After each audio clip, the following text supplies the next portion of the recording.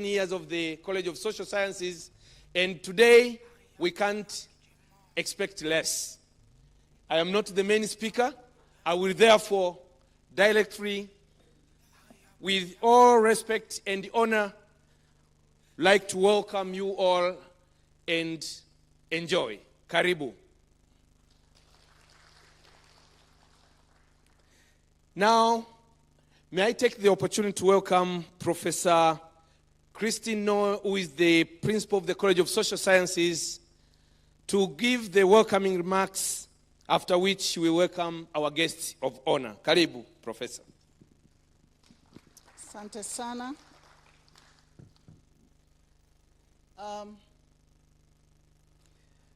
Our guest of honor, Professor Kilian, Deputy Vice Chancellor responsible for research here at the University of Dar es Salaam.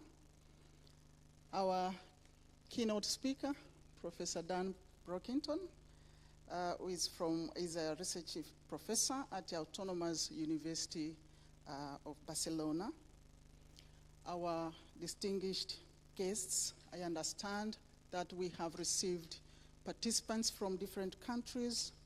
We have people from Norway, we have from Finland, we have from China, we have from Germany, we have from Malawi, we have from Burundi, we have from South Africa, we also have from Nigeria. Even if they are not here, but they have confirmed, and I see most of you here, I just want to say thank you so much for coming. Global South and Africanist scholars who are physically here, and I understand others are also online. Our students, ladies and gentlemen, a very good morning. I take this opportunity to welcome you all in the 7th Voice of Social Science International Conference, which is hosted by the College of Social Sciences here at the University of Dar es Salaam. We are grateful for a very positive response to this conference call. In Kiswahili, we say that shughuli ni watu na watu ni sisi. Literally, when you have an event, you need people, and these are the people. Thank you so much for coming to ensure that this event is happening. And I'm so certain and positive that the event is happening, is going to be very successful. I thank you all for planning to attend and engage actively with the main theme of this conference, which is social sciences and transformations in the Global South. Let me just very briefly introduce the College of Social Sciences, which I am currently heading as principal. It is formed by 4 academic departments, which are geography, political science and public administration, sociology and anthropology, statistics, and we have information studies unit. In these departments, we offer a total of 9 undergraduate programs, 14 postgraduate programs at master's level, but we also have 8 PhD programs. Some of them are PhD by thesis, and others are by coursework. In addition to these traditional departments, we have 5 research centers. One is Population Studies and Population and Development Research Center. Another one is Research for Democracy in Tanzania, famously known as REDET. Another one is Center for Strategic and Peace Studies. We have a Center for Society and Religion Research, and we have a newly granted research chair on forced migration. We have some information for these departments in one of the booths that we'll come across. So please pass by the booth and get some more information. But guest of honor, as you can see from the program that we have, the social scientists you see here and those that are participating virtually have been doing very interesting research. We received about 100 papers which have been organized in 16 interesting panel sessions. We will have another plenary like this, but it will be tomorrow. And that panel is for editors and, in quotes, frustrated researchers or authors, where we will interact and talk about things that are really important for us as researchers and people who are trying to improve quality of our publications. We will also have a roundtable. This will be about water, but we will have, most importantly, a networking event towards the end of the day tomorrow. So the program is very, very attractive, and I encourage everyone to take a tour and select carefully what panels and parallel sessions to attend. In the process of preparing the book of abstract, which is also attached, we learned that through this conference, participants who are also potential authors for papers can establish very useful networks for future collaborations in research and also publications, given complementarity of their research works. Joint efforts will most likely facilitate raising the voices from the Global South, as we have called the theme of this conference. You will also agree with me that the lack of voices from the Global South is a topical issue and an important one, which forms and contributes to the debate about decolonization of knowledge production and dissemination, which is currently ongoing. I therefore encourage you to engage with these themes in different parallel sessions, and also try as much as possible to benefit from meeting the person next to you. Take interest to know the person next to you, the kind of work they are doing, and also how you can take the relationship forward. We envisage that VSS will become an important platform for debating and searching for more relevance for social sciences that is produced, social science research that is produced by Global South scholars and also Africanist researchers. I understand there are researchers who are doing research in Africa. They are not necessarily based here in the South, but they are Africanist scholars. These debates are important if we are to rise to the many challenges that we are currently facing and still be able to contribute to the required transformations for addressing the existing imbalances between the Global South and the Global North. Our wish for the future is to make the University of Dar es Salaam attractive for intellectual engagements relating to the current socio-economic and political circumstances of our countries, the Global South, and the planet Earth.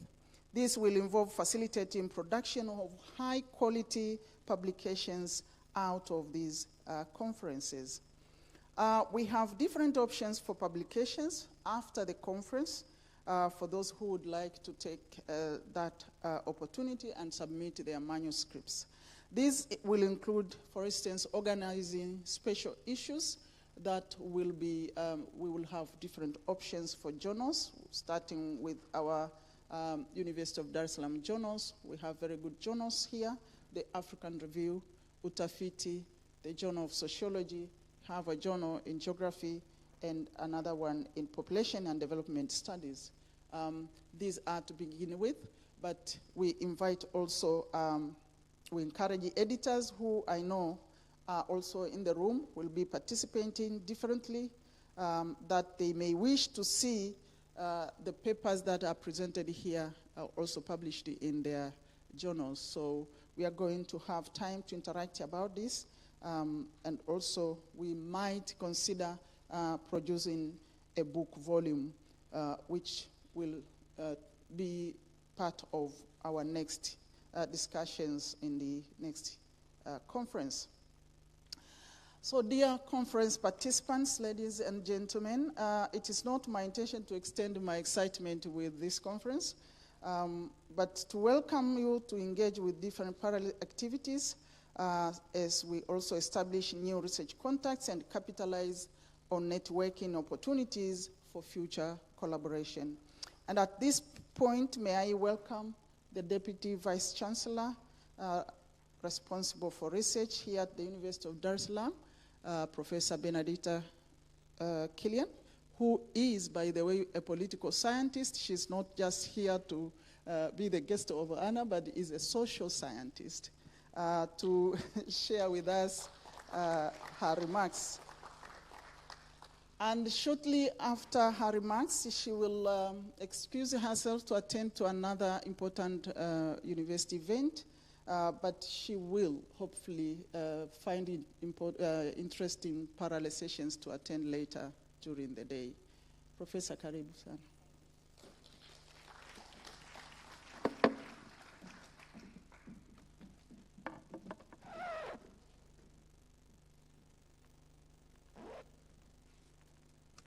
Dear distinguished participants, principals of various colleges, but let me start with the host, the principal of College of Social Sciences, Professor Christine Noel, deans, directors, head of departments from here at the University of Dar es Salaam and from our neighboring universities,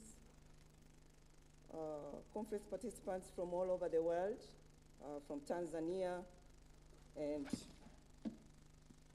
from abroad, those who are here physically and those who are outside, who are online. Our keynote speaker, who speaks eloquently Swahili, speaks very good Swahili, probably more than many of us here.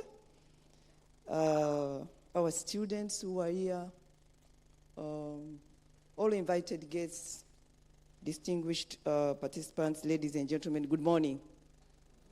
Nawasalimu kwa jina la Jamhuri ya Muungano Tanzania. In English, we should say, I salute you in the name of the United Republic of Tanzania. And what do you say?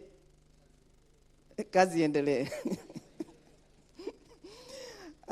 First and foremost, I wish to acknowledge very sincerely, Madam Principal, that I'm invited to officiate the opening of this international conference, which has been taking place at our university for the past 8 years. Usually, conferences like these, high-profile politicians are often preferred as guests of honor. And I'm wondering why I'm here. Maybe I'm a social scientist. So when the principal, Professor Noe, called me, that, Professor, we want you to be our guest of honor, I said, hey, what's wrong? I can help you get a minister. He said, no. Just come. So I feel honored, privileged, and pampered as well. I'm well informed that the Voice of Social Science, or as popularly known as VSS, is an international forum that brings together distinguished scholars and researchers from different countries across the world. I'm also aware that the scholars who gathered here during the 6th Voice Social Science International Conference had an opportunity to dwell on the theme titled Emerging Challenges and Opportunities for Developing Countries Towards Sustainable Development. This is among the main issues which developing countries, and Tanzania in particular, are struggling with towards achieving sustainable development for all. Dear participants, once again, the theme for this year is equally and profoundly important: social sciences and transformations in the global South.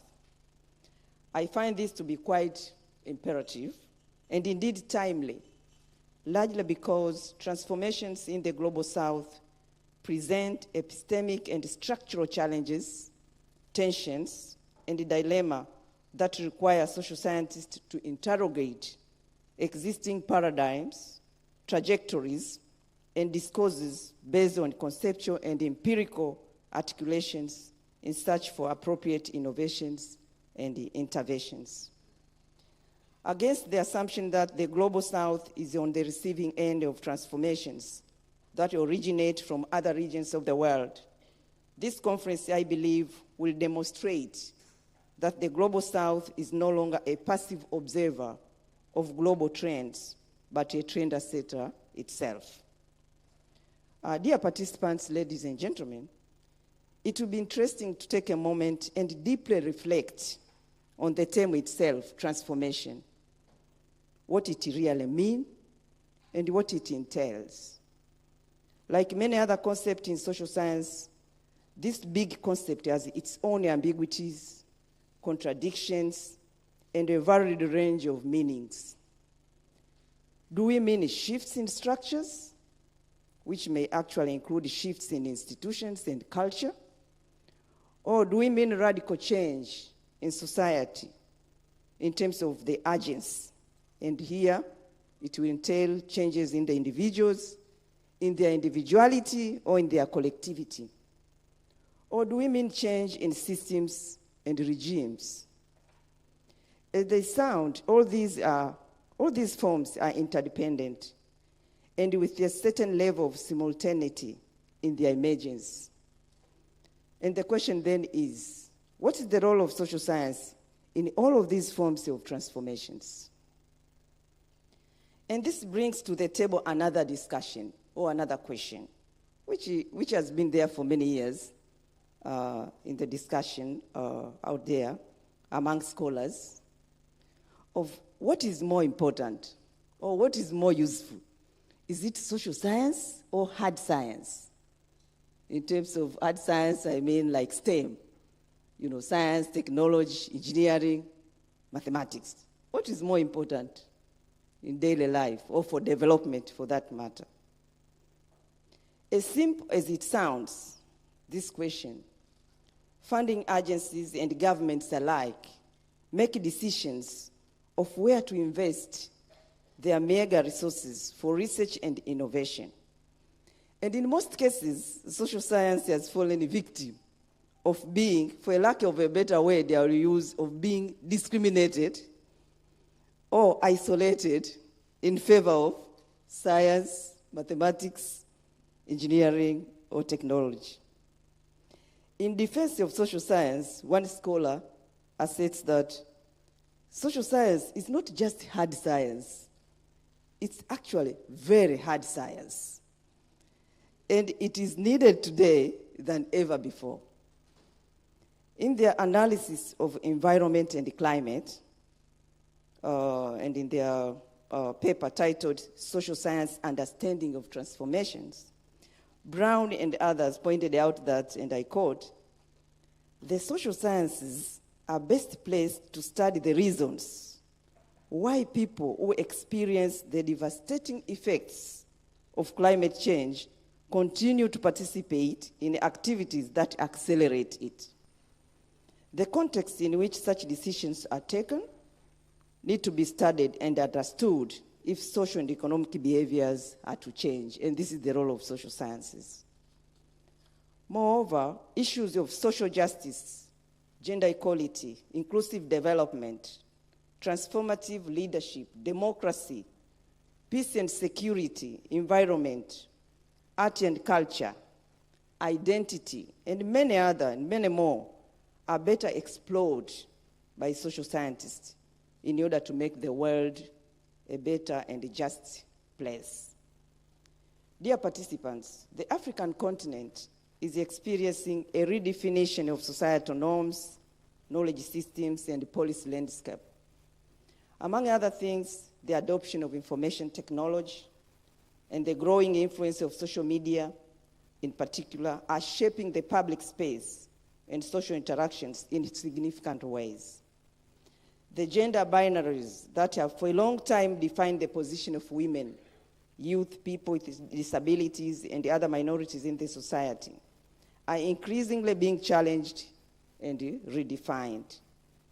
So too, the ensuing political systems are progressively taking a different form from the past, as the wind of digital democracy is shaking the traditional ways of deliberations and consensus building all over the world. And similar trends are happening not just in Africa, but also in Asia, the Americas, and the Oceania. Dear participants, we are witnessing the repositioning of Africa which is premised on rediscovering and putting the African knowledge systems at the center.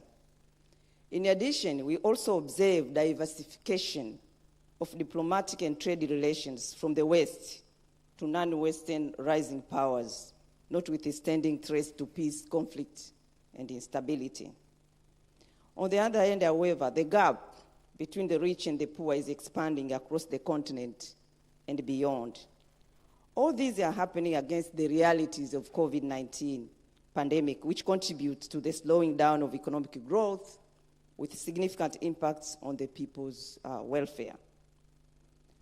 Looking back, I realized that this year's theme for this conference is indeed highly relevant in bringing the voice of social science, or what Andrew Abbott would call the voice of the unheard, in terms of addressing all these issues. Dear participants, I note with great pleasure and satisfaction that the College of Social Sciences, where I belong, is dedicated to contribute to national, regional, and global development through teaching, research, innovation, and public service. The University of Dar es Salaam, and particularly my office of DVC Research, will continue supporting and promoting these core activities that aim at enabling University of Dar es Salaam achieving its Vision 2061, where it seeks to become a leading center of intellectual wealth for sustainable and inclusive development. And I must declare here, Madam Principal, that amount of fund that I've given you, when you arrange your budget, you plan your budget for next year, just put that number there. You will continue getting the same amount of money for all the conferences. This vision is coupled with an inspiration for becoming a world-class university that is competitive, relevant, and responsive to national, regional, and international imperatives of the 21st century. Dear participants, the 7th VSS intends to raise the voices of social scientists about all these issues that we have discussed with regards to transformations. We at the University of Dar es Salaam commend you, the participants, the principal, your team. I've actually realized you have a very energetic team of champions for this conference. And I can see them, they are all here, young men and women. And I've taken a notice of that, and we will continue. And it has given me actually a motivation to even support this activity for years to come, because I see a committed group of people to take this activity forward. So we support you, and we congratulate you for making this initiative possible, and we hope that this conference will continue to be a forum for social scientists to harness their output in a bid to improve quality, legitimacy, sustainability of development policies and programs. Dear participants, ladies and gentlemen, it is therefore my sincere hope that your discussions in this conference today will make a positive impact, and we look forward to being among the stakeholders who will be receiving your deliberations and conclusions. And by the way, I think I will attend that session about frustrated researchers, because if there is anyone who is very frustrated, it's me. Because my office is in charge of actually assessing the publications for promotion. So several times I get appeals, what we call appeals, against our decisions, rejecting certain paper because maybe it is published in a predatory journal, and you will find this particular researcher submitting a pile of evidence arguing against the fact that this is not a predatory journal. So you can imagine. So I get all these appeals on a daily basis. Some people come to my office and argue with me. Some people even cry, because they feel like they have been, intimidated or discriminated. So speaking of frustrated researcher, I'm number one. So I think I'll find time to attend that panel and probably learn more about how I can make my job easier. With these few remarks, Ladies and gentlemen, I thank you once again for giving me the opportunity to officiate the opening of this conference, and I hereby declare that this conference is officially open. Thank you very much for your kind attention.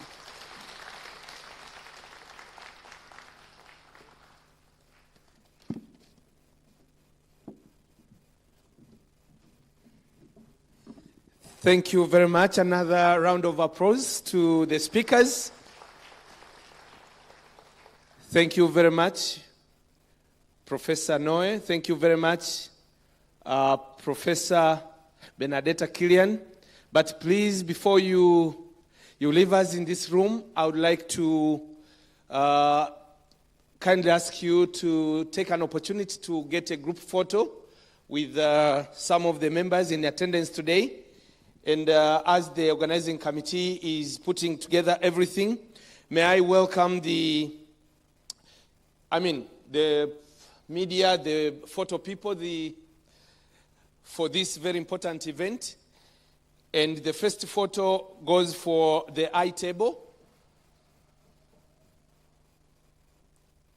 And the next will be professors in attendance, the deans, principals, directors, and the heads of departments from the University of Dar es Salaam and our neighboring universities. Karibuni. Professors, principals, deans, heads of departments, directors, heads of units. Yeah. Please, professors, I can see a lot of you out there. Karibuni. The heads of department, the directors, deans, principals who are here today in attendance. Karibu for a group photo. Coordinators as well, please, coordinators from different, sections at the College of Social Sciences. I see a number of coordinators in attendance today. Karibu sana. Dr. Sambaiga, I know you are a coordinator. Coordinators.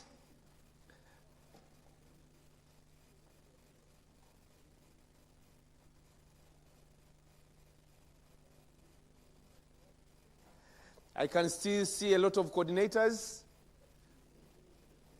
And coordination in this case, Professor Mkangara, you are among professors. Karibu. Once a professor, always a professor. Please, Karibu.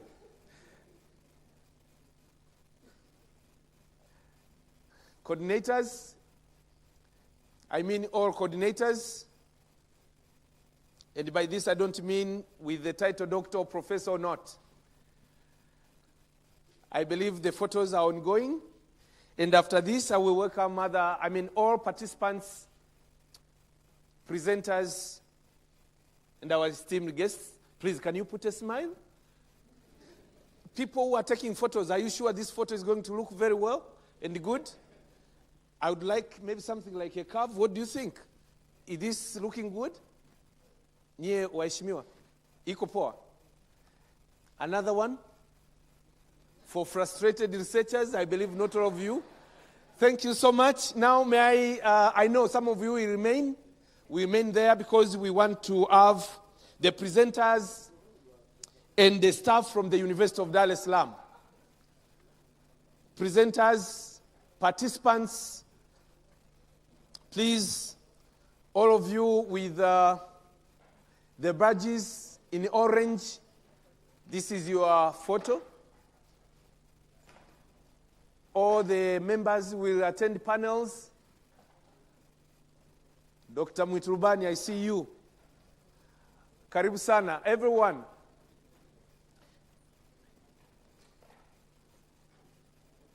Most welcome.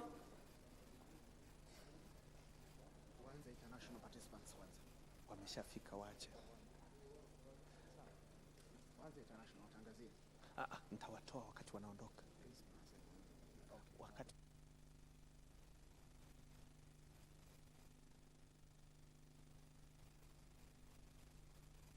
Watu wa media, is this going to look good? Or should we go section by section? Section by section, yeah? Okay, now, and sorry, with all due respect, and there is no intention to desegregate or discriminate you, could we start with international participants? And then, as you know, today charity ends at home. Please don't go away, don't go far away. Today charity will end at home. Karibu sana. All the international participants. We believe more others are coming. You know the Dar es Salaam traffic. Our international guests, a smile please. Can you say indizi? Ndizi is banana. Can you say ndizi? Professor Brockington knows that, ndizi. Thank you. Okay, we done? Now, can we, and please don't go far away. We will try to squeeze ourselves with the whole group at the end, please. Okay, now our esteemed participants from Tanzania. Karibu sana. Yes.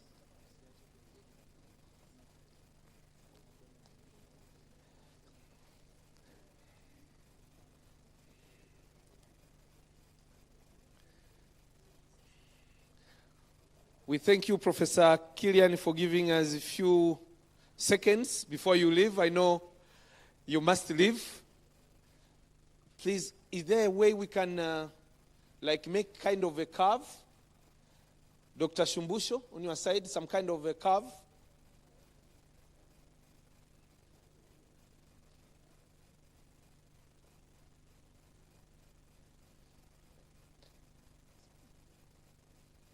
Wanaonekana out split? Wanaonekana, eh? Okay. Please, can you wear a smile? Yeah. You can even exchange already. Thank you. Now, the organizing committee, please, very quickly, for you, I would like to very quickly welcome you. If you possible, come running, please. Please, I'm sorry, and I think we are good. Thank you so much, the international participants. I think we have the photo. I am informed the first one before we split was already taken. Karibu. Okay, the organizing committee. Am I among these?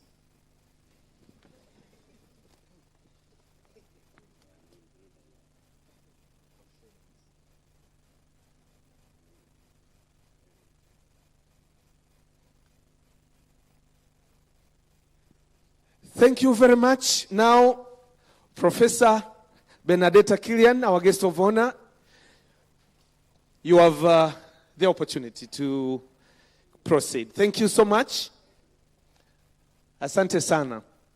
So now I welcome Professor Alexander Makulilo to introduce the keynote speaker. And I would love this to be done in the presence of the principal, who is seeing off our guest of honor. But Professor Makulilo, you can already...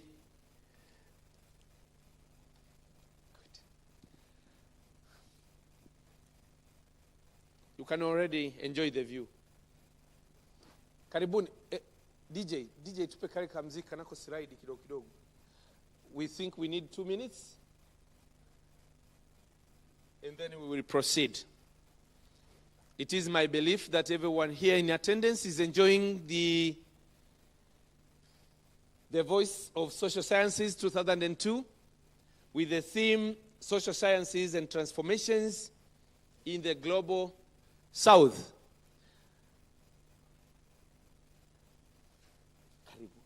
Our esteemed students, I hope you are enjoying everything. Please enjoy and learn.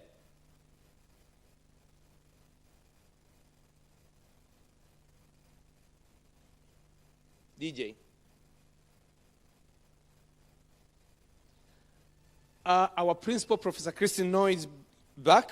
Now, I would like to take the opportunity and with the great pleasure to welcome our former principal of the College of Social Sciences and one of our esteemed professors from the College of Social Sciences, Professor Alexander Makuliro, to take us through the introduction of the keynote speaker. Karibu, Professor.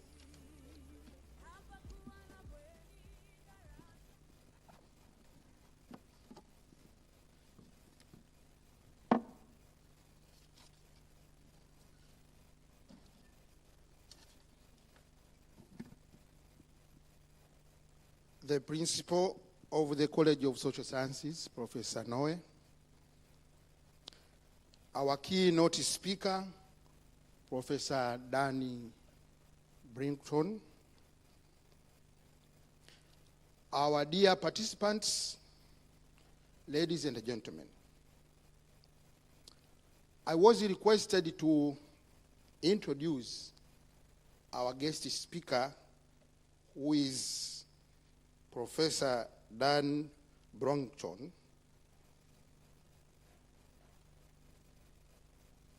And in the process, I was given a 30 pages of his CV. And this was in 10 font sizes, New Times Roman, single space.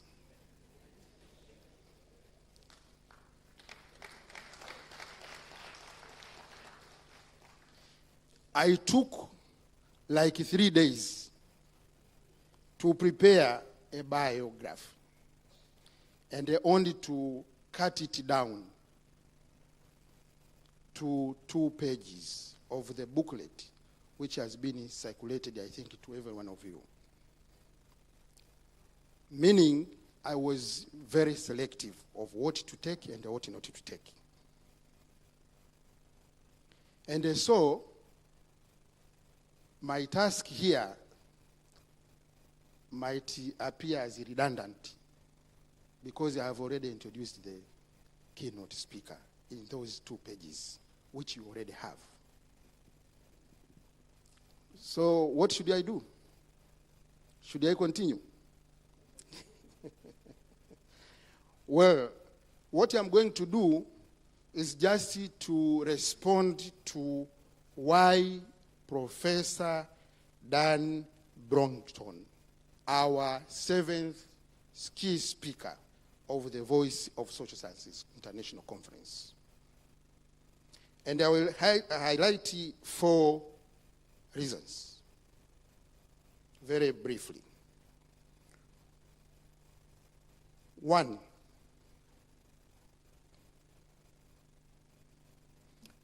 Professor Dan is the perfect match of the 7th VSS 2022 because he is relevant to the theme.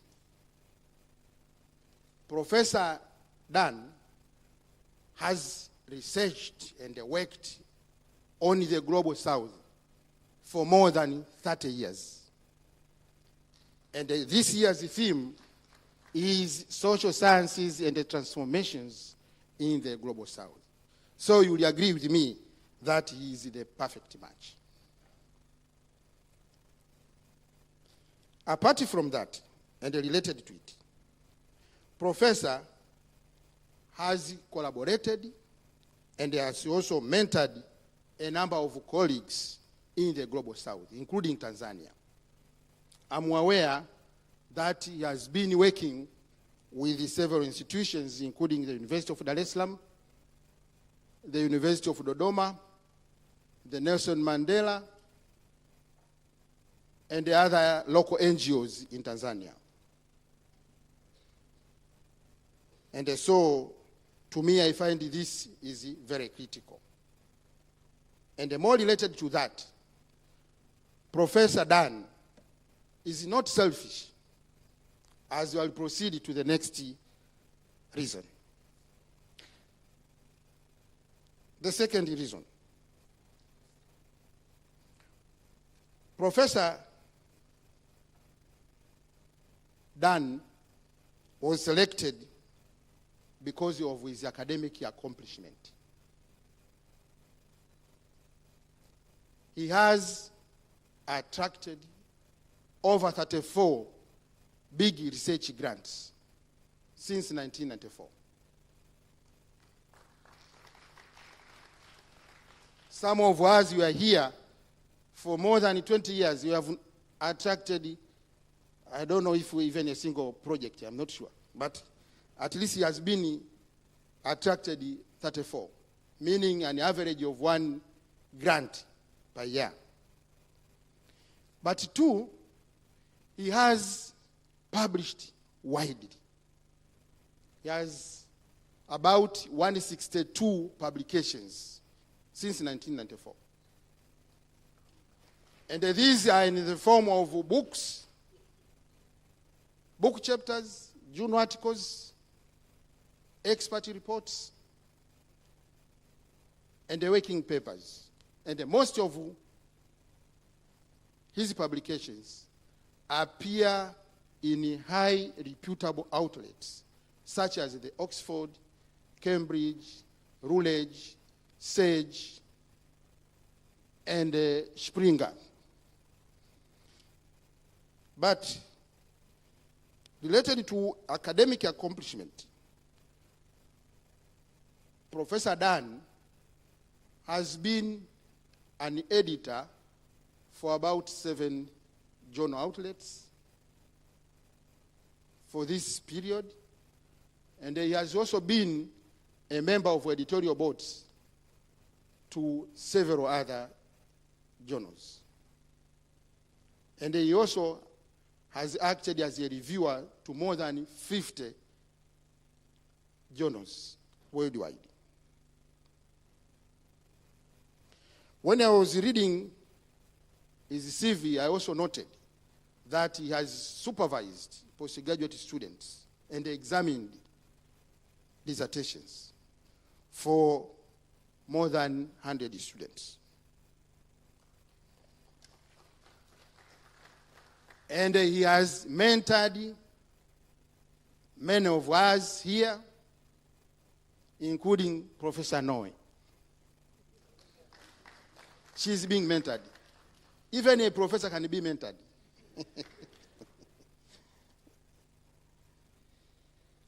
The third reason, he has varsity experience of the higher education sector.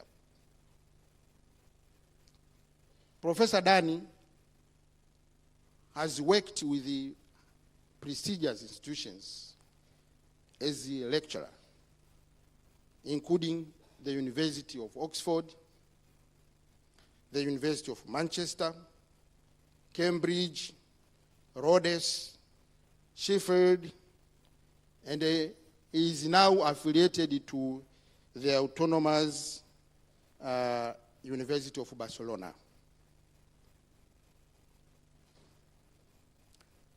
The fourth reason is about his training. He was trained at the College University of London, where he obtained his PhD in anthropology. But he also did his BA and the postgraduate studies at the Oxford. My last point, he is not selfish. He stays with us. This morning I was chatting, outside with him, and only to find out that of the 162 publications, I think he's not alone. He's not alone. In the projects, he's not alone. Most of these publications he does with the other colleagues. Recently, and I think you know this fact, Professor Noe and Dan and Professor Stefan Pont edited a volume, contested sustainability, the political ecology of conservation and the development in Tanzania. So this is a testimony of him sharing with the Global South. The last point I'm not going to mention is going to mention himself. He is half Tanzanian. He speaks Tanzanian, Kiswahili, and the other local languages. And I know this is emanating from the fact that he is anthropologist. They stay longer in the field. They live there. With these briefs, let me take this opportunity to now welcome Professor Dan to come and give his lecture. He is going to lecture us on the environment. Karibu sana.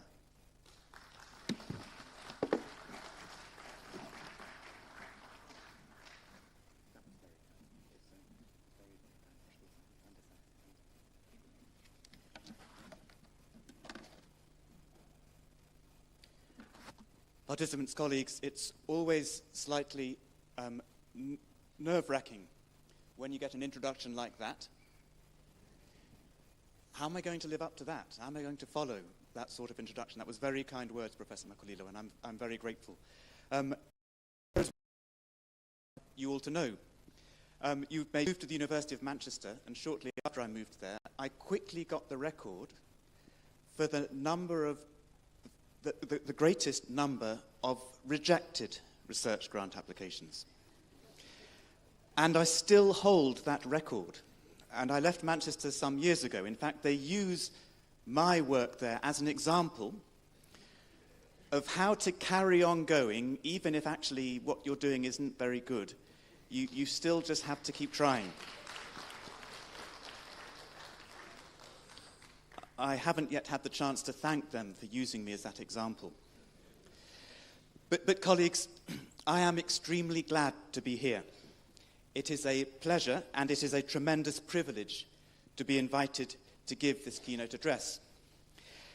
Because this is a really important meeting. The work that you are doing, the work that we are doing as social scientists requires care, rigor, scholarship, hard work, and, if I may say so, tremendous brains. Now, you bring all of that to our disciplines with your research. And it is right that we celebrate your work, your efforts, and your ingenuity. And it is a great honor for me, therefore, to be able to make this address to you on such an occasion.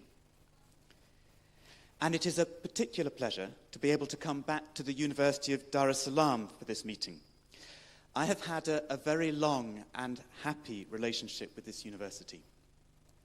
Back in the mid-1990s, I conducted my PhD research here in collaboration with Hilda Kiwasila at the Institute of Resource Assessment, led then by Professor Idris Kekula. And my PhD was one of the hardest things I've tried to do, and I think probably one of the most worthwhile.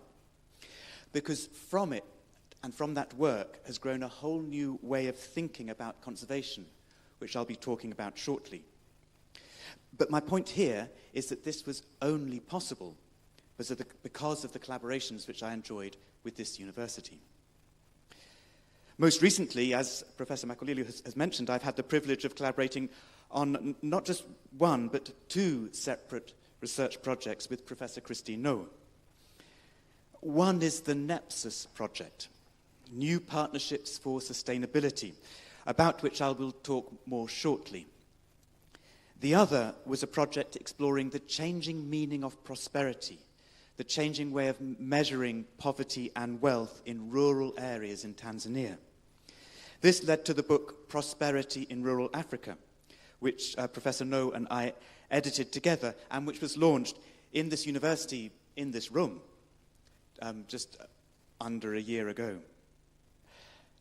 That book, colleagues, is, I think, the book I will be most proud of writing in my academic career. And I am delighted to return here to a place of such happy and important professional associations. And I should add that my respect for your university is also a reflection of the fact, as Professor Makalilo mentioned, that whenever I collaborate with colleagues in Tanzanian government ministries or in different Tanzanian universities, Sokoine, Dodoma, the Nelson Mandela African Institute for Science and Technology in Arusha, Tumaini University in Makumere, the Open University, then I collaborate with alumni of this university. And furthermore, I am going to get to the point of my talk later, folks, but this is important you know this. Furthermore, a significant number of my elders back in British academia also worked at the University of Dar es Salaam, and they treasure their experience here. My own supervisor of my PhD, Catherine Homewood, had her first academic lecturing job here. More recently, I've been working with David Weald, who served at this university in the 1970s. He can remember asking Walter Rodney, no less, to help him deliver lectures on development studies. And then there are people like Henry Bernstein. Henry Bernstein mentored my first line manager. The genealogy goes back a long way. And Henry Bernstein here worked here again in the 1970s and forged some of his understandings of peasant economies from the time that he spent here. The University of Dar es Salaam has, in short, been formative in the thinking and ideas of a very large number of people. And that is why it is my privilege to talk to you today and to try to add another contribution to that stream of creativity and thought that has characterized this university for so many years. My topic concerns the issue of social sciences and the environment. And to set out my argument on the subject, I want to make two basic propositions to you, two provocations that will help to get us started. The first proposition is that I would like to draw a distinction between two types of social science. It is a rather crude distinction, and forgive me for that, but it is a useful heuristic device between two sorts of approaches to social science. I'm going to call the one theory-generating social science, and the other I will call theory-dependent social science. And by the way, when I talk about social sciences, in this context, I mean social sciences in the broadest possible sense. This would include, then, dimensions of the humanities, and possibly even dimensions of some natural sciences, these falsely called hard sciences. And if we see it in these general terms, then these categories become more recognizable. Theory-generating research produces what Thomas Kuhn called new paradigms. Theory-dependent research works within those paradigms. And what I mean by theory-generating social science research is that form of social science, that form of research inquiry, which is thoroughly grounded in new circumstances that are coming into existence and which seeks to identify new theory, new concepts, new approaches, new methods, new ideas, and new ways of thinking about these phenomena in order that we can understand them. And it doesn't take us long to survey the history of really good ideas that have emerged over the last 200 years or so to see that this is the approach that has characterized some of the really interesting theory-generating research. So, in European traditions, two of the greatest analysts of the last 200 years are great precisely because that is what they did. Max Weber, the founder of sociology in Europe, enjoys that reputation because he sought to understand the new social formations and the new economic changes that were transforming Europe in the late 1800s. Karl Marx, using very different methods and a different epistemology, did exactly the same thing. You could even argue that Karl Marx was the bolder thinker because he was working at a time when the forms of capitalism that he was analyzing were actually relatively few and scarce, and yet he was able to generate theories and predict changes that are still incredibly useful to understanding our circumstances today. Now, it is not at all my argument that only a few really great ideas deserve to be called theory-generating. That is not at all what I'm saying. Rather, when we come across really good and influential work, then the quality that makes it so good is that it has been theory generative. It has started with current predicaments and circumstances and sought to explain them. It has not started with the theory and tried to test that theory alone. And there are, once again, lots of examples of this sort of work that have been done at this very university. This has constituted one of the key strengths of what we are now calling the Dar School. Walter Rodney, who I just mentioned, with his famous book, How Europe Underdeveloped Africa, is a classic example of somebody who set up new concepts, new models, and new ways of thinking, in this case about trade relations, labor relations, and international relations. And these have transformed our understanding of those relations. You don't have to agree with everything that Rodney says. My point is that his approach, his thirst to explain the injustices around him, contributed substantially to the significance of his writings. And whether we agree or disagree with him, we have to recognize the influence and significance of his ideas, his approach which has catalyzed and produced so much excellent work in its wake. Another example would be the School of History, that was founded at the University of Dar es Salaam at its very inception by people like Terence Ranger, working with others such as Marehemu Isaria Kimambo, and continued through Professor Kaijage. It was a school of history which took as its founding principle the idea that histories of Africa should listen to Africans. Its normality now reflects its success and cogency. It produced some of the most vibrant and important histories and approaches to history, including the importance, of course, of oral history, which will always now remain with us. The Dar School has many luminaries.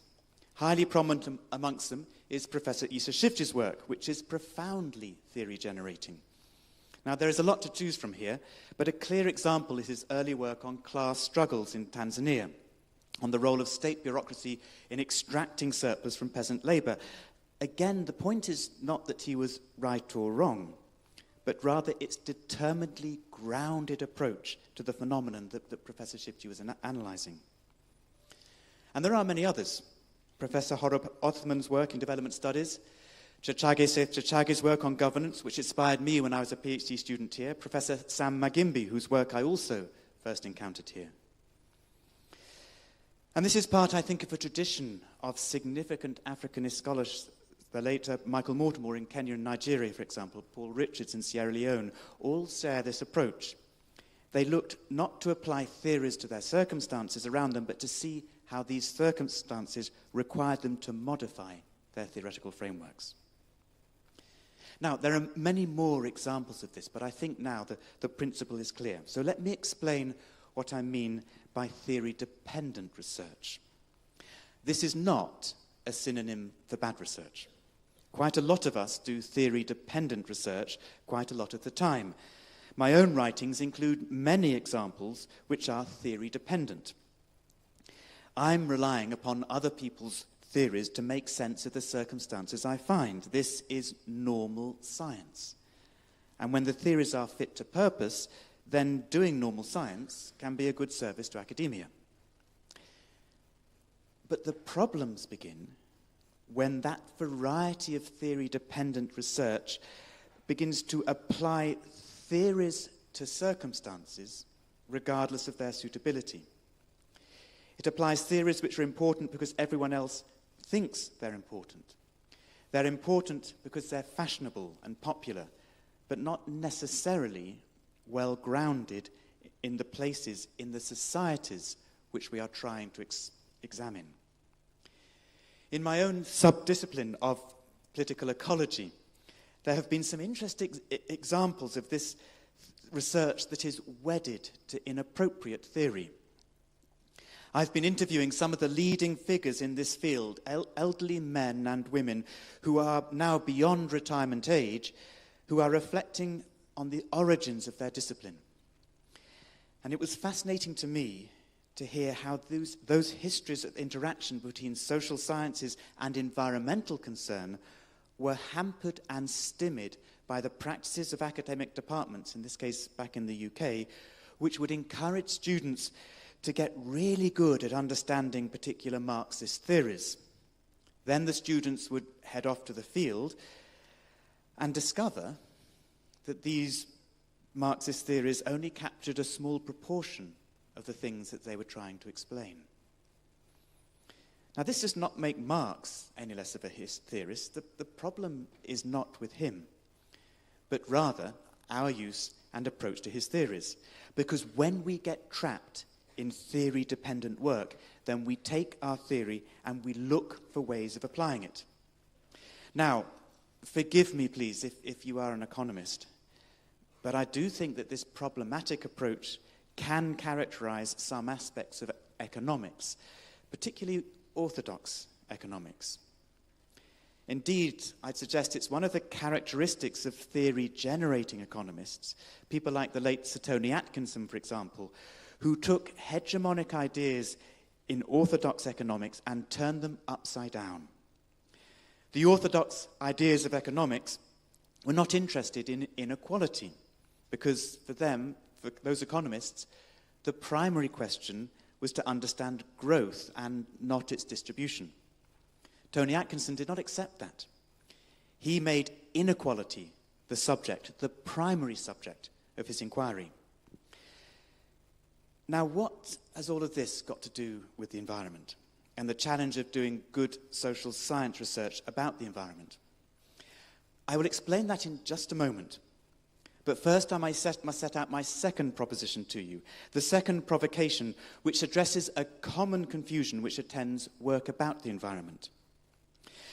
And the confusion is this: we can presume that understanding the environment, and in particular understanding environmental problems and knowing what to do about them, is something that falls into the domain of the natural sciences. Now, this is true to a limited extent. If you want to understand climate change, then you do have to be a climatologist. If you want to understand vegetation changes, you need to be a botanist. If you want to understand animal behavior, then you need to be a zoologist. If you want to understand how elephants affect vegetation distribution, then yes, you need to be an ecologist. But if we are to make any of that work at all useful, if we are to attend to the problems that arise in environmental affairs, then natural sciences become much less useful, and we have to bring in social science. So this is my answer to Professor Killian's question. What is more useful, social science or hard science? I think I'm in agreement with her that social science is very hard. And in fact, science without social science, in fact, just becomes very soft and rather useless.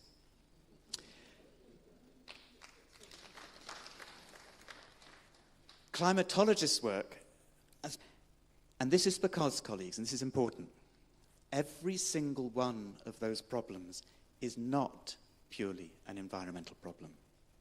Indeed, if it is a problem at all, then it is not environmental at all. It is a social problem. We only have to think about something like conservation, for example, for a very short time to realize that conservation is, at bottom, a social science. Natural scientists will have useful things to tell us about the natural world, but we will not be able to understand the constitution or nature of conservation without social science. Now, I realize this is a bold claim, but let me explain why I'm making it. Just think for a moment about the sorts of problems which conservation has to attend to. It has to negotiate multiple pressures that fuel society's hungry appetite for ever more resources, accelerating habitat destruction. It has to cope with economies which are geared to perpetual increases in productivity and consumption. It has to be able to respond to new fashions demanding animals physically as pets or fur, for their feathers, for meat and bones and body parts, or for animals' habitat, for mines, farms, plantations, or leisure resorts. It has to deal with the opaque and dysfunctional methods of governing and controlling access and use of wildlife and their habitat. And if this was not enough, it also has to deal with the adverse personal and social attitudes to wildlife and biodiversity, and with people's ignorance and fear of the wild. Now, it should be obvious from the list above that conservationists must be social scientists. All the problems and challenges that I've described are problems of society, of economy, politics, human organization, psychology, and desire. They derive from our beliefs and our values, and tackling them involves changing the way that people live, changing the way that people behave and people think, not changing the way that wildlife do things. And making those changes, understanding those changes, working out how they could be introduced, all of that requires the skills of social scientists. With some rare exceptions, conservationists do not try and change wildlife's behavior. No one tries to reduce human-wildlife conflict around game reserves by encouraging hyenas or lions to eat less meat or have smaller litters. And we don't really tackle crop raiding by elephants by trying to get the elephants to go on a diet, or subjecting the elephants to oppressive body images which make them feel self-conscious about how much they're eating. No, we have to work with people to discover the ways of living together with wildlife.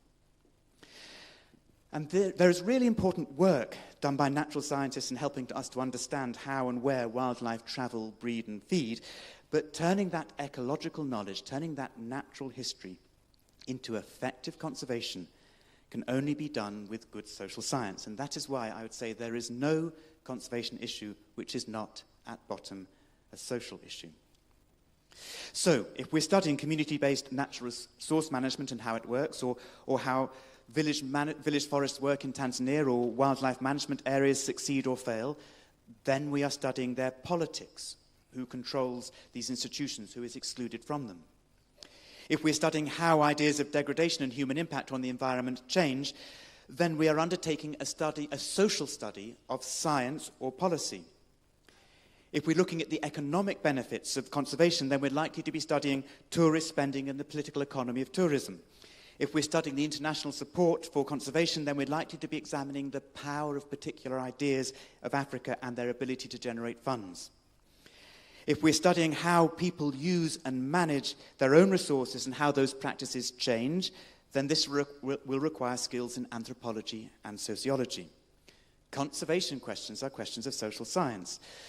Curiously, however, most conservationists are not social scientists. Most conservationists are trained in natural sciences, in zoology, ecology, botany, forestry, and the like, and they study those disciplines, and they are conservationists because they love biodiversity and wildlife and the extraordinary miracles of nature. Every single introduction to conservation that I've read has been written by natural scientists for natural scientists. Social science is a recent discovery for conservation. Now, we social scientists have to recognize that we are part of the problem here. When the discipline of conservation biology was formed in the early 1980s, most social scientists didn't know where the environment was. Many of us treated the environment as a rather inert background to the activities we were interested in, if we noticed it at all. And interaction with social scientists is also hard because we can communicate our ideas and our insights poorly. Our writing can be really hard to understand. Does anybody here, can I just show of hands please, does anybody feel really confident and empowered and find social science writing easy to read? Oh dear. Ongera bwana, huku peke yako kweli. Yani, unajitahidi sana. Okay, so there is one person in a room full of social scientists who finds social science writing easy to understand. I find it hard. I'm sorry, I read other people's work and I think, what are you trying to say? We don't do this very well, folks. There's actually a really brilliant commentary on social science writing, and it's called Learn to Write Badly. How to Succeed in the Social Sciences. I'd recommend it to you because it tells us, explains to us all the tricks that we do to make our work harder to follow and harder to understand. It's one of the reasons why communication between social sciences and natural sciences can be difficult. We're part of the problem. But if good research into environmental problems in Tanzania must be founded on the social sciences, and if good research is also theory generating and alive to the context and circumstance it is focusing upon, then what are the tasks that researchers focusing on environmental issues might face? What are the opportunities? What are the needs in contexts like Tanzania? Now, there are many, many areas, I think, where research on environmental issues in Tanzania using social sciences could make important and foundational contributions to theory-generating research. I'm not going to list them all. I'm going to mention some which are important to me, but please be aware that there are many others in the audience here who would be able to name a different set. So what I'm going to suggest to you is not at all definitive. It's not offered as such. These are suggestions. But my first example, take the current move which is being debated by international civil servants as we speak about in the Conference of the Parties to the Convention on Biological Diversity. And this calls upon nation states to devote 30% of their territories for conservation purposes and to do so by 2030. This is the so-called 30 by 30 movement. Now, this call is extremely controversial. It is generating intense debate as to how it might be possible to do meaningfully. What sorts of sacrifices might be required of people who live in rural areas? What sort of changes? This will, and what sort of new activities will be required with respect to the human-wildlife conflict that might arise? What sort of governance of these areas is best required to mix the dual needs of wildlife conservation and human prosperity? 30 by 30 is fine as a goal, but its realization, that is the question. And it's generating a vigorous debate. People are getting angry with each other. How could a world in which 30% of lands and seas receive proper conservation attention? 30% is a lot of territory. Now, as I'm sure you are aware, this 30% target was passed quite a long time ago in this country. Currently, over 40% of Tanzanian land is reserved for strict conservation territory. There are districts in Tanzania where over 60% of the land is set aside for conservation. These are lands which don't not just receive conservation attention. Conservation is the only permitted land use. Moreover, the boundaries of the protected areas on the map don't match the boundaries on the ground, because on the ground, considerably more territory it can be taken for wildlife. And we're by no means at the peak of this expansionary wildlife provision. There are plans in Tanzania to set, I think, 4 new game reserves, which will require renewed rounds of eviction and displacement for the people who currently live on those lands. Tanzania is one of the most conserved countries in the world. And if you're a social scientist, if you're looking for the ways in which conservation can contribute and change human society for the better, how it can make economies richer, for example, then surely Tanzania is the place you would want to study. Conversely, if you're interested in the sacrifices and the changes, the transformations, the unwelcome transformations that conservation can bring, then yes, Tanzania is the place where you need to be. Or if you're a political scientist seeking to explain the power of particular ideas in policy making, then surely the popularity of wildlife conservation in government and its preeminence in policy is an intriguing conundrum. Tanzania's present now is a possible indication of what other countries' future could be like. It could provide a model of the challenges that they will face. Studying conservation in Tanzania, therefore, provides an extraordinary opportunity for this theory-generating work, which I think is so important. Or take another example, another thing which is fascinating about Tanzania, which makes it different and stand out from so much of the rest of the world. Tanzania does not officially recognize the category of indigenous peoples. That is why when World Bank loans are made, the normal protocols requiring safeguarding for indigenous peoples are not needed because there is no such thing as indigenous peoples here. Now, there is a long and important history as to why this is the case and the importance of removing any form of tribal-based politics. And whatever one thinks about indigenous peoples, one has to recognize that the many decades of peace and stability in Tanzania can be seen as a vindication of the policy of not admitting ethnicity as a meaningful category of government. And again, with respect to environmental affairs, indigenous people and local communities are the rallying call of many social scientists who are concerned about the impacts of conservation. Many of us want to make sure that indigenous peoples are included in conservation planning. And we have to recognize that there is a politics to indigeneity, an exclusiveness to it that is not at all the benign force that many of us imagine it to be. For example, we know that in Australia, if you want to be included in the governance of an indigenous protected area or recognized as part of the group benefiting from an indigenously managed national park, then you have to prove your indigeneity. And this requires an invasive, intrusive process in the courts of showing your pedigree, your genealogy, showing that it is sufficiently indigenous to be included amongst that privileged group.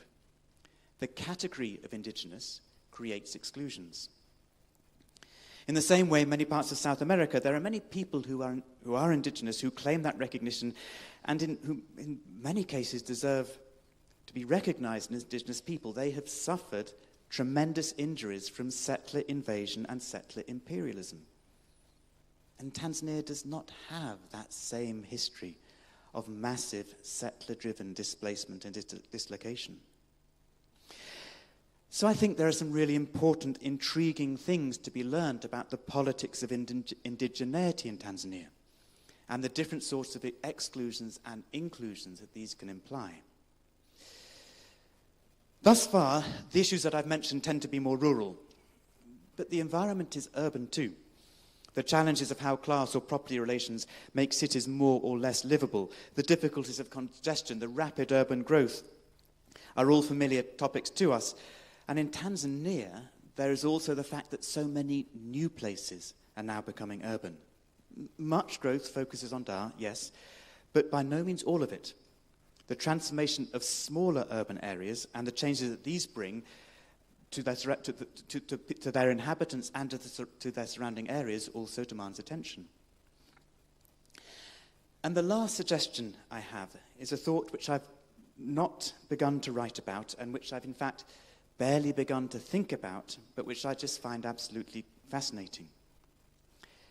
Tanzania stands out recently because of the work of Marehemu Rais wa Tano wa Jamhuri wa Muungano wa Tanzania, Hayati Daktari John Pombe Joseph Magufuli. Now, his was the most extraordinary experiment and demonstration of leadership of which I'm aware.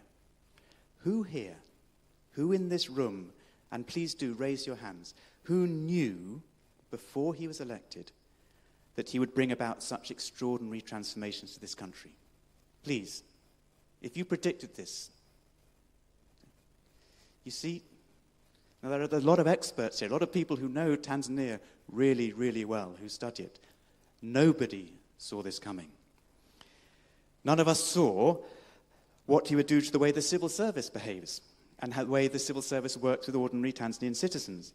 Wakwe wangu wanawaka kijijini Manyara hapo wanashangaa, maana wengi walioko walikuwa wanashibika vyama vingine, lakini sasa sasa wanasema tunapofika maofisi ya serikali tunasikilizwa, tunaheshimika.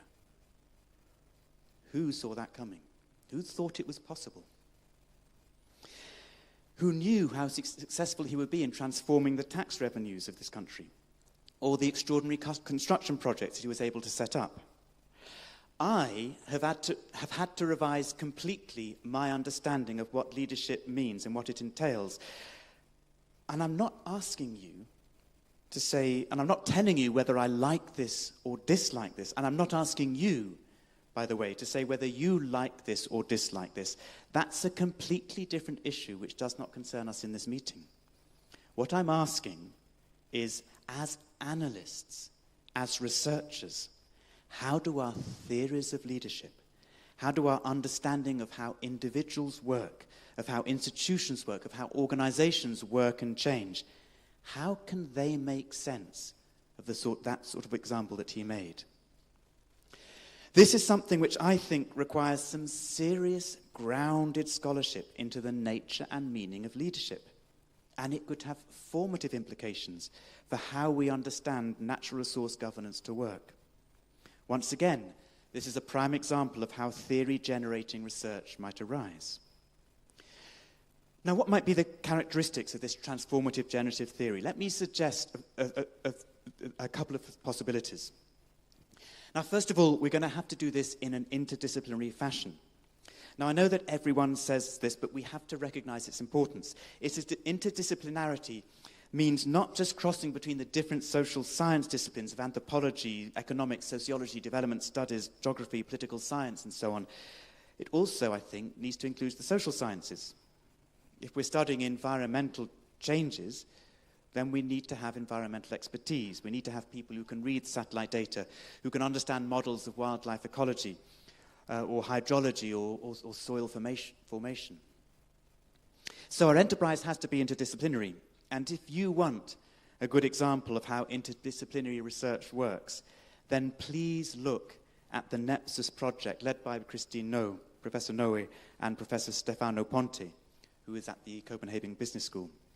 I was privileged to be a part of that project, and it was fantastic because it brought together people studying political science, value chains. It brought quantitative human geographers with more interpretive disciplines, with people studying social networks, with people working on remote sensing and analysis of fish populations and wildlife ecology. It was really, really ambitious, and it worked. This team of scholars, and in the main part, I think we came from this university, collaborated effectively together. We had 3 amazing PhD students who have graduated from this university in recent months, Ruth John, Pili Silvano, and Faraja Namkesa, all through the auspices of this project. And look how we did this interdisciplinary work. We were collectively involved in a series of meetings. First of all in Dodoma to forge the idea of this project, then in Dar es Salaam to refine the application, then in Copenhagen when it was funded, when we were setting it up, in Birmingham in the UK where we presented findings, and in Dar es Salaam, Kilwa and Arusha for the same purpose, where we lived and thought together in the same spaces. We cooked for each other. We listened to each other's work. We went to conferences, we presented papers together, and ultimately we produced a really interesting edited collection of papers led by Professor Ponte, Professor Noah, and myself, which brought together this diversity of learnings. And what we were able to show was that the new partnerships that are involved in managing fish and forest and wildlife populations are functioning in different ways with different outcomes. We showed that looking at the complexity of these partnerships can, if we use the right methods, produce a variety of desirable and problematic environmental and social outcomes. We showed how messy and nuanced and difficult to understand these transformations in governance are. And the best thing about this book, by the way, it's available free of charge right now. You don't have to buy it. It's available on an open access license, free to download, and we're going to be launching it in, I think, early 2023, next year. And I warmly invite you all to attend that occasion. Now the second, and I'm nearly done now, the second characteristic about the successful theory-generating work that I can see abounding as soon as we start thinking about environment and social sciences in Tanzania is that this work will be decolonized. Now, decolonization provides the vital international context for understanding research into environment and social sciences. Decolonization is a general movement within social sciences, and more broadly, of course, that seeks to challenge the coloniality of so much of our knowledge. It seeks to challenge the imperialist, racist, patriarchal practices which can still characterize our science and which results in so much academic knowledge, particularly in the minority world, in the global north, being the privileged domain of old white men like myself. Now, I hope you're thinking this is a bit ridiculous. This person who is talking about the privilege of white male academia is himself an old white man. I've been given the platform. White people are even colonizing the decolonization discourse. Yeah, we're kind of good at that. We do get everywhere. And maybe you're thinking, yani huyu mzungu huyu. Upara wake umezidi akili zake. Na sawa, nakubali, upara wangu kweli unang'aa. But the importance of decolonization does not change according to speaker's identity.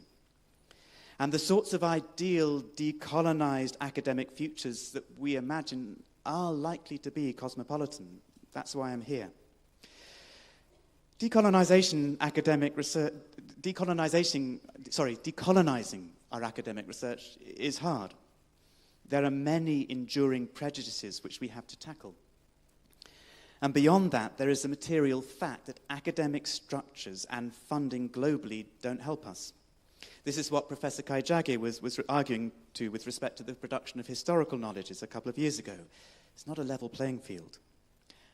But decolonization places welcome challenges for people like myself who are based in the global north.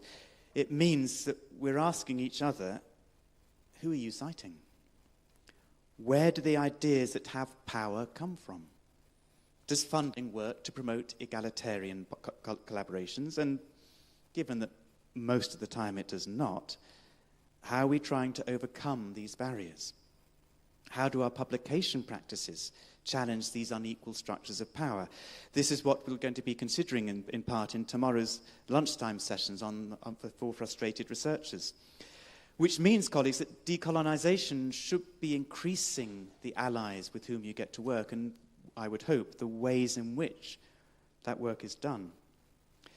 And substantially, if we move beyond the methods and approaches, substantially, decolonization sets some fascinating research agendas. And here I would encourage you again to consider the work of two other alumni of this university. Wilhelm Kiwango and Matthew Mabeli, who work at the University of Dodoma, are challenging the colonized creation of knowledges about forest and wildlife. Dr. Mabeli points out, for example, that our understanding of how forest dynamics could work have been influenced too strongly by ideals and policies that actually have European roots. Accordingly, if we want to forge new practices of sustainable forest management, then we need to have theories of forest dynamics and forest use which are rooted in East African practices. And what these are is still to be discovered. Or alternatively, look at their work on convivial conservation, on new ways of trying to manage people and wildlife living in shared landscapes. Because the ideal that we have in Tanzania of space for wildlife being separated physically from space for people, well, of space for wildlife being different from the places where people can live, so people cannot live and reside there, that model is an ideal of wilderness that was fostered in Europe and America. There are going to be certain ecological situations in which it makes good sense for people and wildlife to be separated. And it's not my task in this presentation to try and determine what the solutions might be to this dilemma. However, the plain challenge to us as social scientists pursuing decolonized futures is to begin to imagine what they might look like, to begin to think how these shared spaces might be governed, how the costs and benefits might be shared, whose ideals of nature might be championed, and how these might change, how these changes might be brought about amongst existing institutions and organizations. Colleagues, what I've tried to argue today is that if we are to tackle environmental problems, then we have to be at least working with social scientists. I've tried to argue that these socio-environmental challenges need to be tackled using theory-generative approaches that respond to the unique and special circumstances around us. And I'm encouraged in this argument by the traditions of this university, which has for decades stood out as a place of adventurous theory-generating research. I'm encouraged too by the discussions and presentations that will be unfolding over the next 2 days. Just look at the diversity that we have to encompass. We're talking about identity and marginalization, youth and violence, climate change, environmental justice, everyday humanitarianism, social movements, well-beings, health systems and COVID responses, political participation, gender relations, value chains and the economics of sustainable conservation strategies, social media, democracy and development, knowledge systems, witchcraft and water provision. We'll be talking about the struggles of how to get published, how to navigate the complex journal landscape. Social science may be hard, it may be underfunded, and it may be produced under historically sedimented structures of disadvantage. But as this conference shows, it can be vibrant. And when it is vibrant, then we have all sorts of intellectual and methodological and conceptual resources with which to take on current environmental challenges. Thank you very much.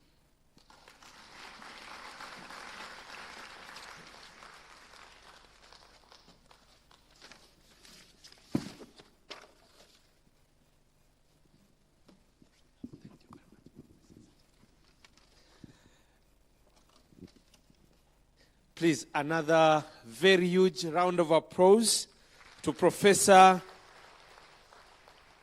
Dan Brockington.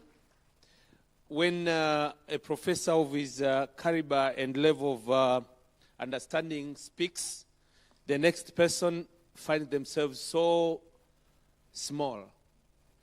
And given the fact that I'm among the frustrated, researchers, I don't like to talk much about this. I would think Professor Makuliro could do kind of a rejoinder of what he has spoken. But since this is not in the timetable, I would like to thank you very much, Professor Brockington, especially for us young scholars and young researchers, for what you have given us. This is really, really a very important food for thought for we young academics who are learning.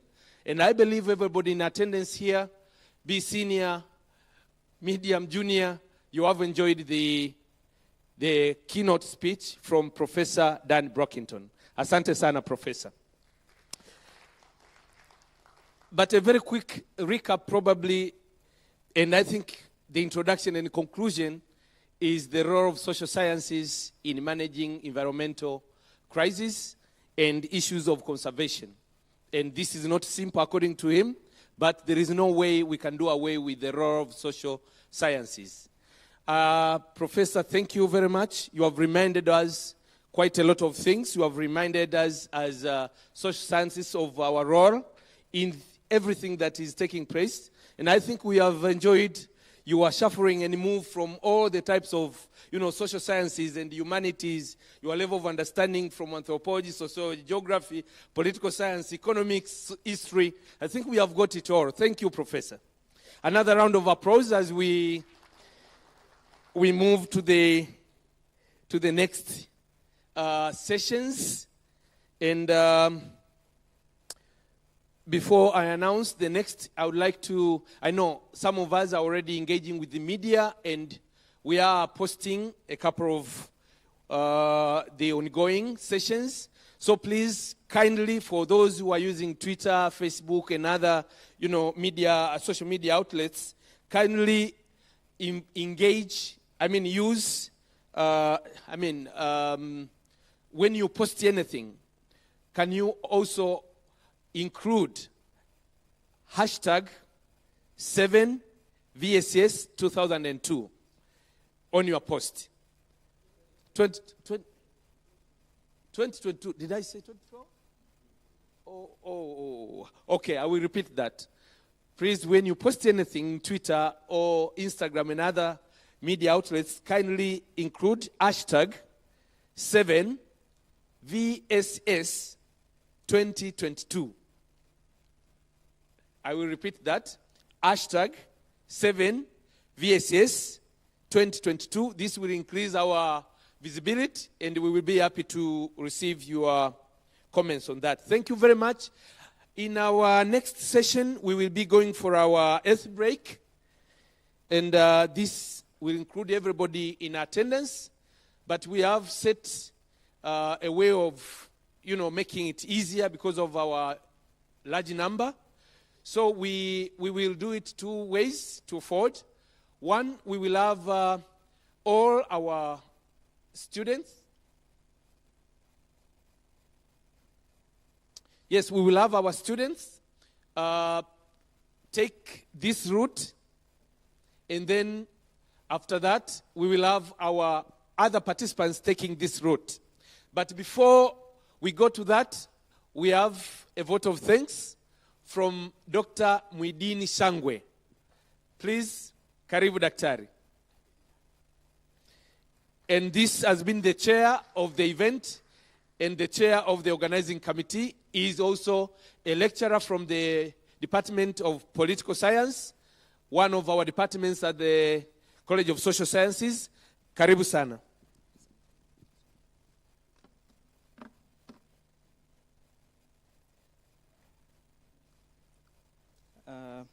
Thank you very much. It's very difficult to speak after 3 professors have given their talks here. Even when your job is just to say thank you,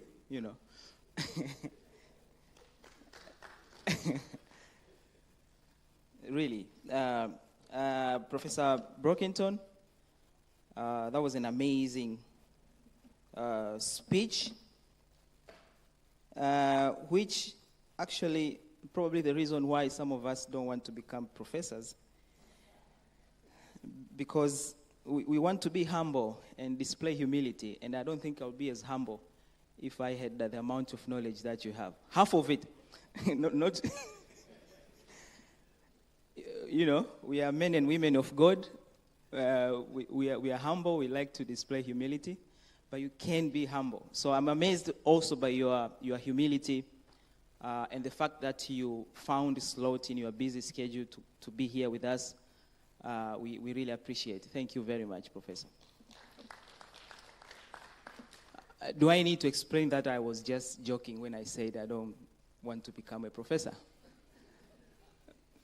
Because I want to be like Professor Brockington, like so bad. That was a joke for if it went over your head for some of you. That was not my intention. Okay. So my job basically is just to say thank you, and I would like to thank Professor Benedetta Killian, the Deputy Vice Chancellor Research. I know she's not here, but as a matter of protocol, I still have to recognize her presence.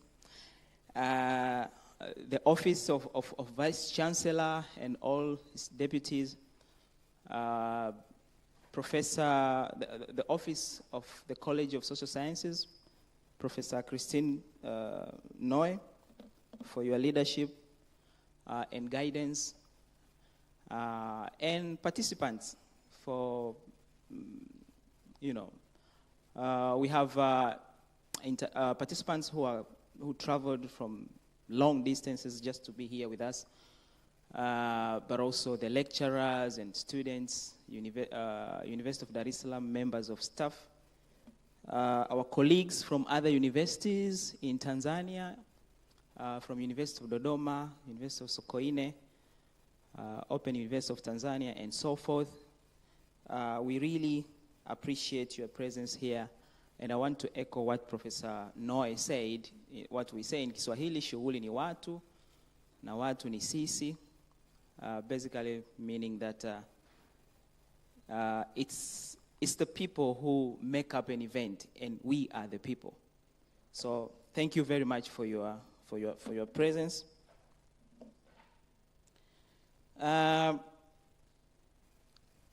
Professor Brockington, again, I want to go back to you. I said already that we understand your busy schedule, and you had to travel all the way from Spain, if I'm correct, just to be here with us. And you, not only just you prepared and delivered a wonderful presentation, which really provokes our thinking, especially in the context of what the guest of honor, Professor Benedetta Killian, said, when she talked about, for example, how do we define transformation? I think that was very enlightening. Are we just talking about shifting of structures?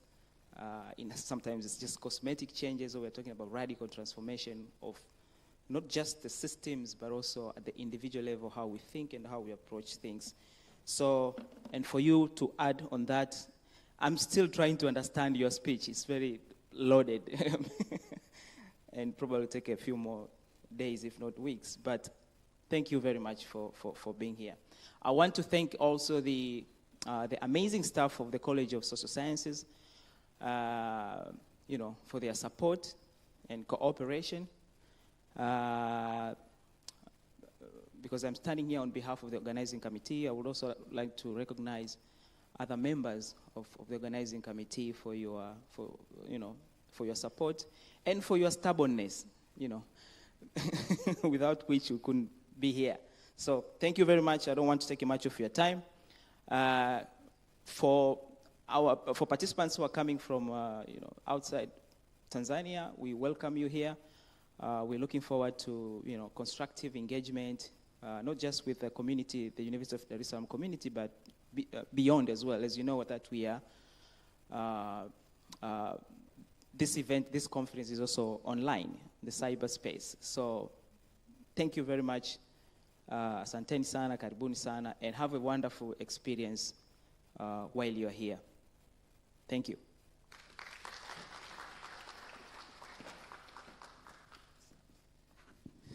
Thank you, Dr. Mwidini Shangwe. Our next session, as I said previously, will be, as you see in your program, it should have been the group photo, but we already did that, some of us. So we will go directly to our eighth break, and then after that, as we prepare to, break into sessions of, discussions and the panels, which are, located around our coast tower, around the administration.